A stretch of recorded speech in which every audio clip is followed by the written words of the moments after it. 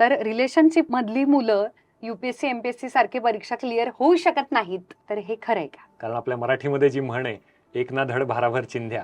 खरं सांगायचं तर मल्टीटास्किंगवर माझा विश्वास नाही फारसा. तुम्ही प्रेम करत असाल किंवा इव्हन नोकरी करत असाल, तुमचं लग्न झालेलं असेल, ही सगळी नाही म्हणली तर व्यवस्था पण असते, नाही म्हणलं तर व्यवधान पण असतं. तर कुठली एखादी व्यवस्था व्यवधानात रूपांतरित होते आणि तुमच्या अभ्यासामध्ये अडथळा ठरू शकते, हे सांगता येत नाही. त्यामुळे ते प्रत्येकाला जमेलच असं नसतंय.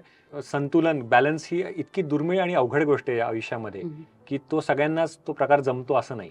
खऱ्या अर्थाने सद्गुरू श्री वामनराव पै सांगतात की प्रेम म्हणजे एकमेकांना सुखी करण्याची भावना. दुर्दैवाने आजकाल प्रेम म्हणजे आकर्षण, अट्रॅक्शन, त्यालाच आपण प्रेम समजून बसतो.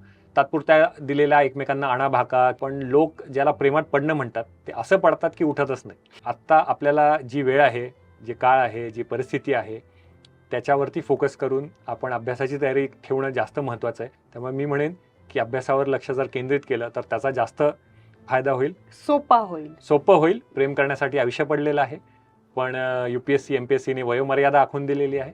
त्यामुळे आपण त्या वयोमर्यादेमध्ये असेपर्यंत अभ्यास केलेला बरा.